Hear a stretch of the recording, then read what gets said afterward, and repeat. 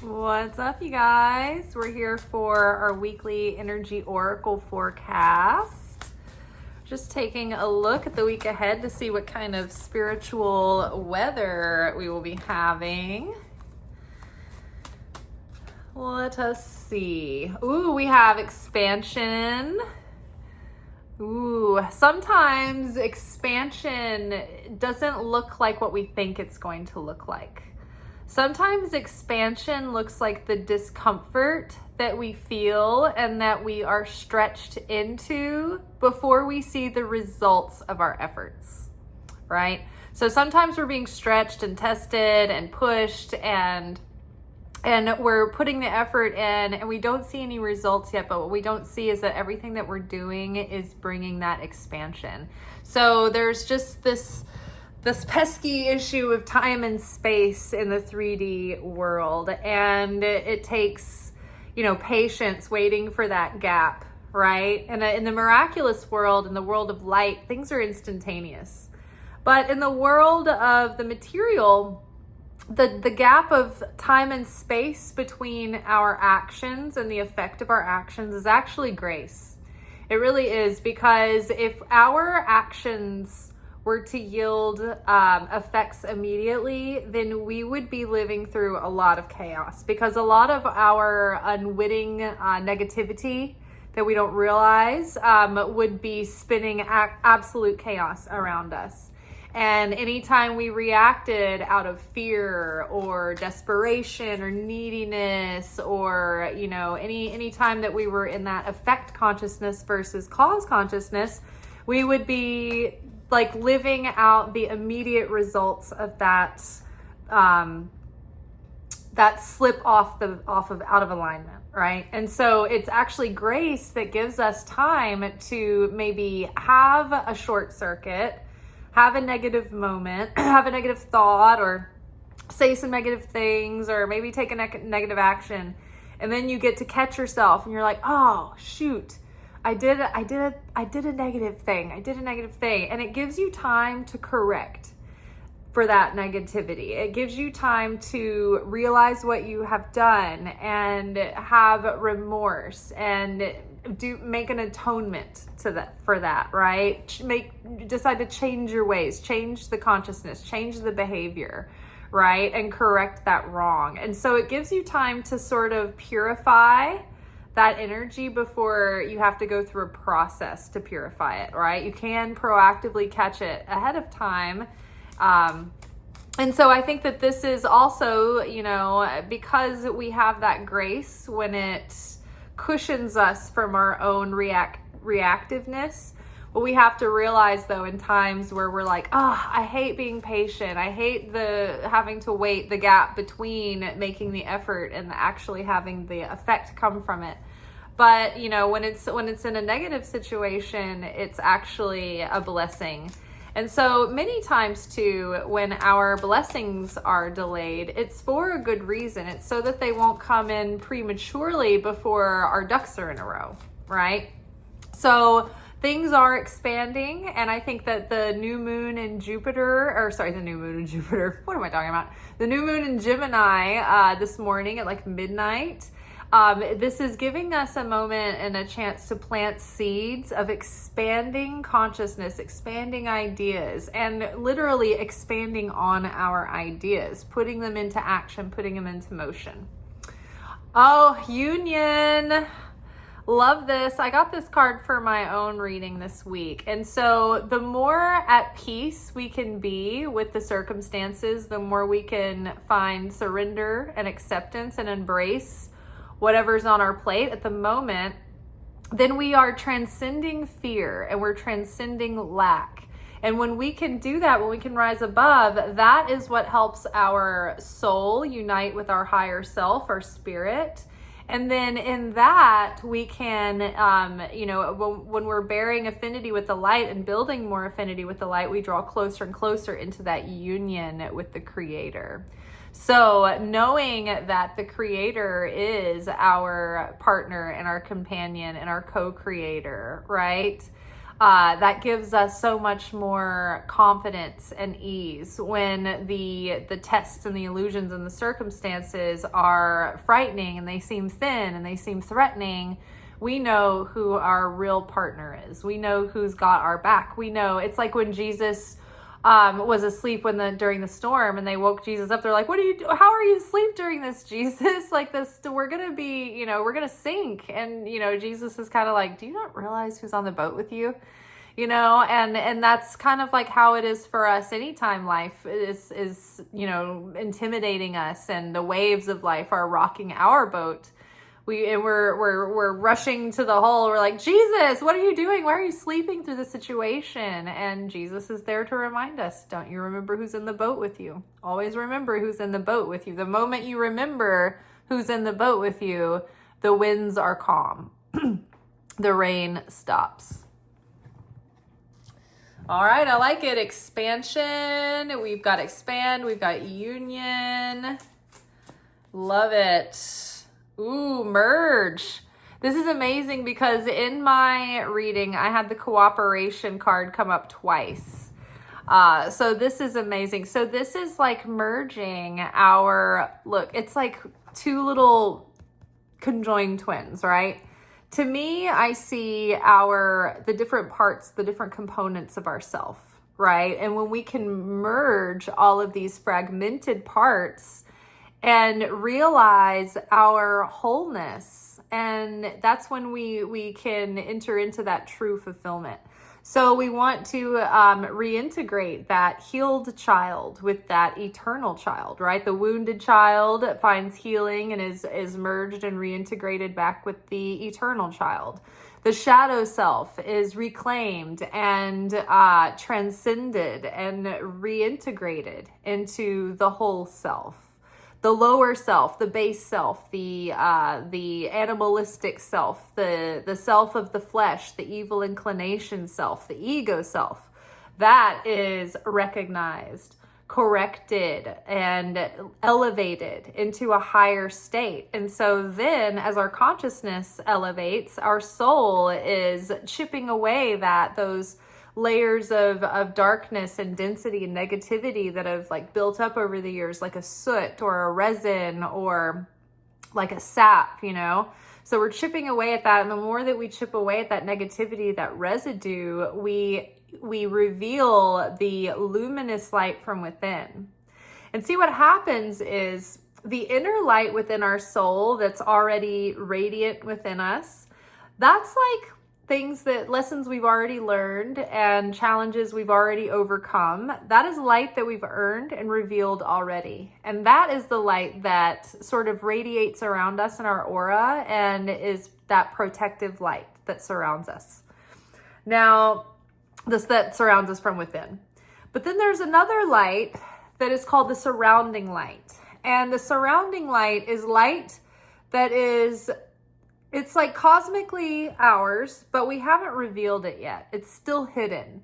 And so that surrounding light wants to be reintegrated with that inner light. It wants to be merged with the inner light of our soul, but it's not, right? It's still surrounding us.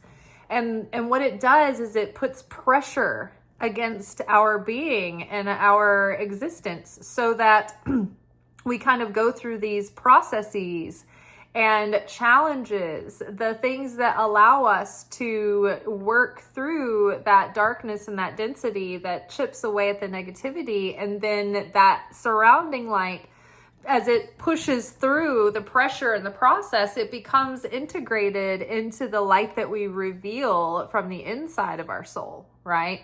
So the more light that we reveal in our soul, the more that we're correcting our soul, the more our soul is bearing the image of our higher self. The higher self is the spirit. It's the part of us that is fully whole and intact, and it's never taken a ding. It's never gathered any negativity. It's the unsullied part of our being that is still a reflection of that piece of that source light from the Creator. And that part of us is connected to the Holy Spirit, to the Shina, to the Creator. And that is the part of us that whispers the guidance, that informs us little by little, how to not only find our path, but to remain on our path.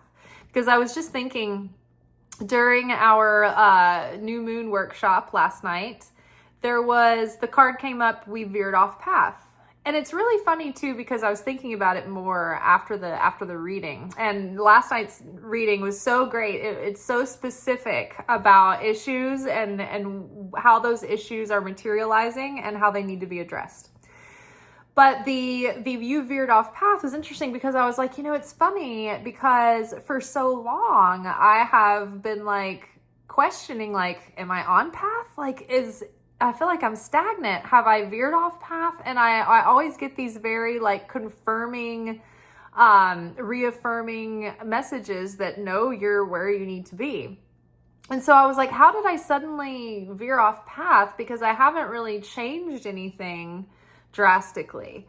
I'm working towards the next level of my work, and I haven't been able to get as settled into that process as I want to, because there's always, other people's stuff, the like family events and obligations and holidays and all that. So you're always kind of being pulled in these different directions, but nothing's drastically changed at all. And so I'm thinking like, well, what happens when you're on path, and then suddenly it's like nothing's really changed in your perception, and suddenly you're like, the message is you veered off path.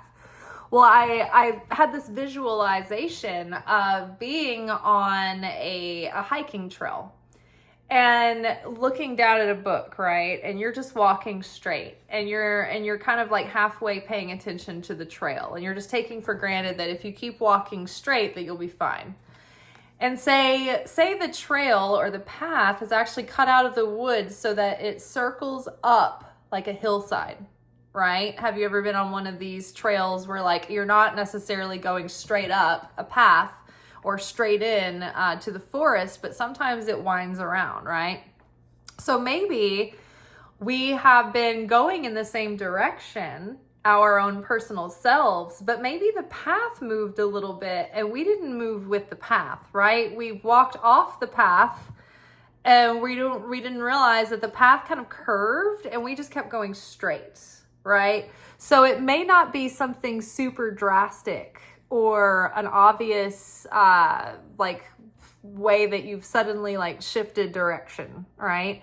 But I feel like we're merging with a part of our higher purpose that is going to be guiding us, but like there's something about like being not quite on, or having got a little bit distracted, and then the path kind of like veered a little ways and we just kind of kept going straight.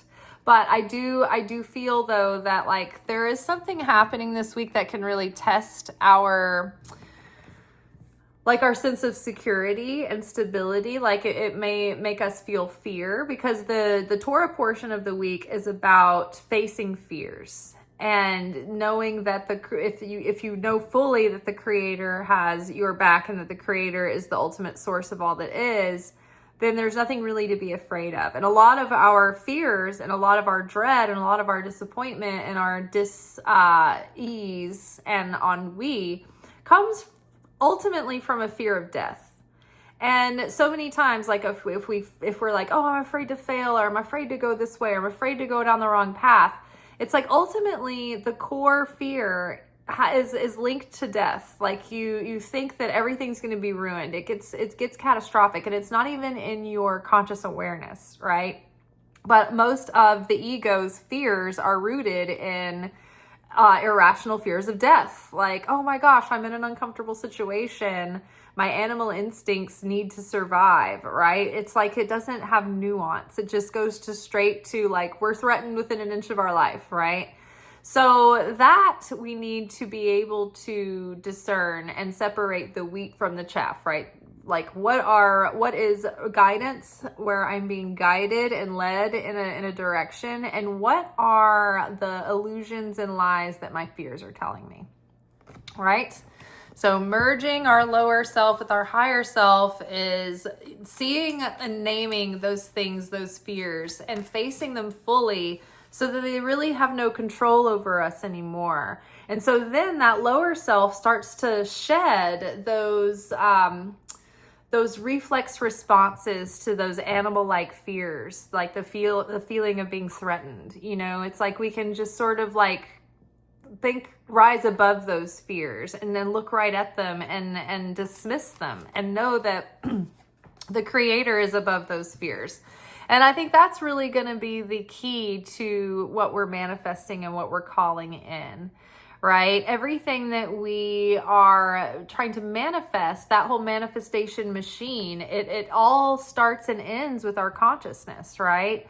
So if our consciousness is crowded and cluttered with fear and lack and doubt and limiting beliefs, we're not going to be very proficient manifestors. But if we stay focused on our ideas and proactive problem solving and enthusiasm, and we look at positive things and optimistic things and look forward to things and embrace the challenges or the lay of the land, then that is much more fruitful and much more fertile for manifesting fulfillment and anything else that we're looking to manifest. But if we're riddled with fear and insecurity and anxiety and dread and stress, we're certainly not going to manifest fulfillment. And that's ultimately what we want. Even if we have we can name the item that we want, or we can name the experience that we want, or the job that we're trying to call in, or the career advancement, or the lover, or the friend. Ultimately, we are trying to get fulfillment. And we think that these little packets of the way that the fulfillment is coming, we think it's in the vessel. Right? Oh, this fulfillment, I don't realize that I just want fulfillment. I think I want it in the form of a boyfriend or a job or a girlfriend or a more guaranteed situation, this and that. We get our mind kind of fixated on the vessels. But what we don't realize is that it's the same light within every vessel that we're chasing after. And when we realize that it's not the vessel, but it's actually the fulfillment of the light that we really want, then we become less fixated and less controlling and less frantic over the form of the vessel.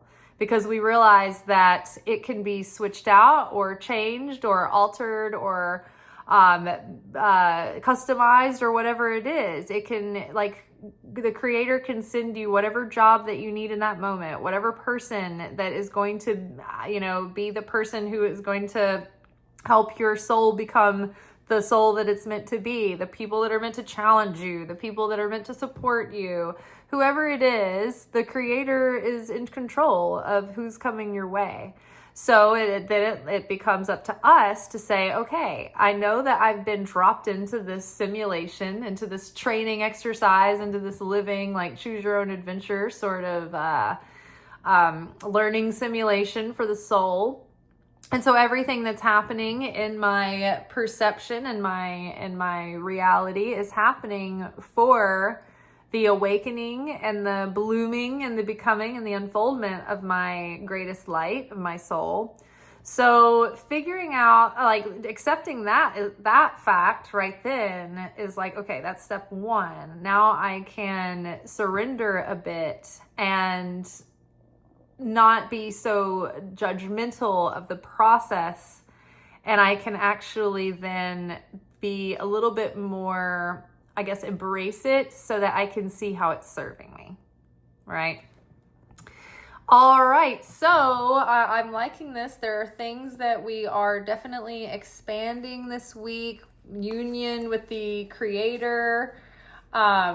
We also had these cards were just flipped over from shuffling, but we have knowledge.